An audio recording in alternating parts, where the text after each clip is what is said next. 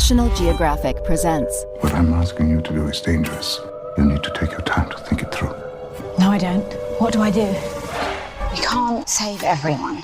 But if I don't try, I don't think I'll be able to live with myself. What are we supposed to do? Some stood by. Anything. You have to. She stood up. There has to be a line. Belle Powley is Meep Geese. There has to be me for this to work.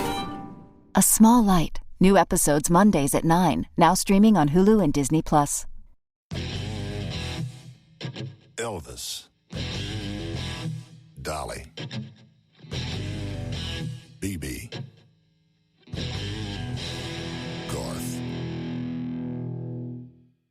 Luke, Wade, McQuarrie.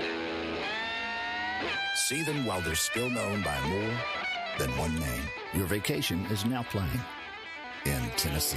Plan your trip today at tnvacation.com. This is Optimal Relationships Daily, episode 1747. Are Friendships the Key to Workplace Happiness? By Eileen Habelow with DigToFly.com. Hello, everybody, and thanks again for joining me here on the show that is all about improving your many relationships through the narration of some great articles on relationship building. I'm your host and narrator, Greg Audino, this time addressing work relationships, which come up less often, but are really, really important to think about, as we'll have the fortune of doing today. So let's jump right into it and start optimizing your life. Are Friendships the Key to Workplace Happiness? By Eileen Habelow with DigToFly.com. A recently published Conference Board study found that only 45% of Americans are satisfied with their jobs. While the causes of dissatisfaction may be many, it doesn't seem to be rooted in the person we sit across from in cubicle land. In fact, a new Randstad Work Watch survey reveals that American workers seem to be happier at their jobs because of the friendships they cultivate with coworkers. 67% reported that having friends at work makes their job more fun and enjoyable, and 55% feel that these relationships make their jobs worthwhile and satisfying. But not all workplace friendships seem to be created equal, as the survey also found that people characterize their professional relationships in a variety of ways, from personal friends with whom they interact inside and outside of work, 38%, to friendships limited to the workplace and workplace functions, 32%, to even friendships cultivated out of sheer necessity for convenience of work purposes or alliances, 17%. Positive work culture. Whatever the category or reason for these friendships, Americans seem to be viewing workplace friendships as possessing more benefits than risks. Interestingly, the top responses from the survey aligned more to workplace culture.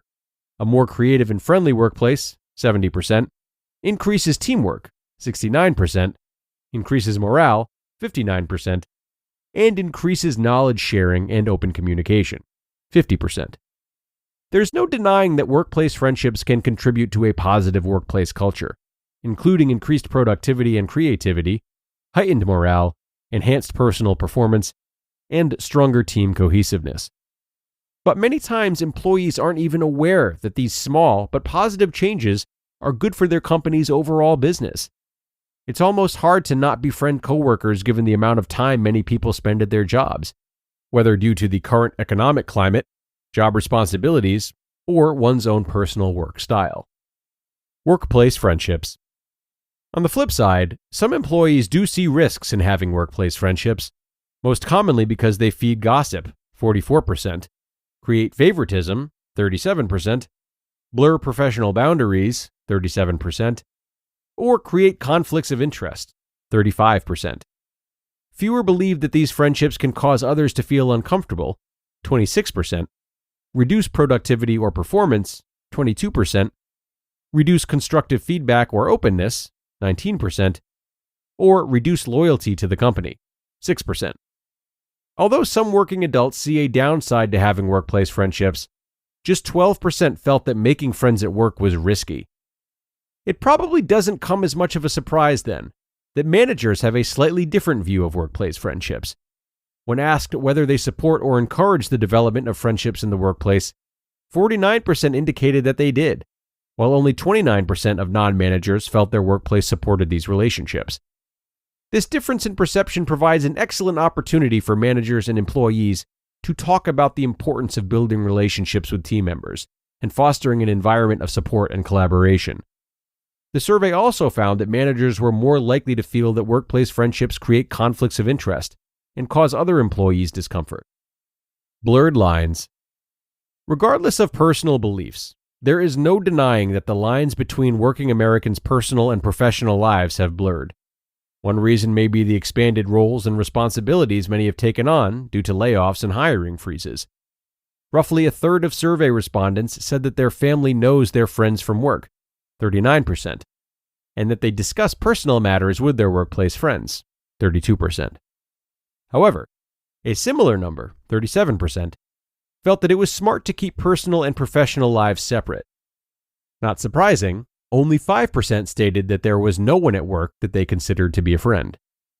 So, what do workplace friends do outside of the four walls of the office? According to the Work Watch survey, many felt that activities such as attending movies and concerts or going to bars and dinner, 61%, or hanging out casually at one another's home, 57%, were proper activities. But respondents seemed to draw the line at vacationing together and going on romantic dates. Clear boundaries. Remember that it's always best to establish clear boundaries, keeping in mind that conversations and personal information should not be divulged, but rather kept within the circle of friendship. Likewise, maintaining personal time away from the office and away from workplace friends can be very healthy in the long run. What do you think? Do you have a best friend at work? Do you need a friend at work to enjoy your job? You just listened to the post titled, "Are Friendships the Key to Workplace Happiness?" by Eileen Habelow with DigToFly.com. Priceline presents Go to Your Happy Price. What's up? It's Kaylee Cuoco. When it comes to travel, we all have a happy place. You can see yourself already there. It's beautiful.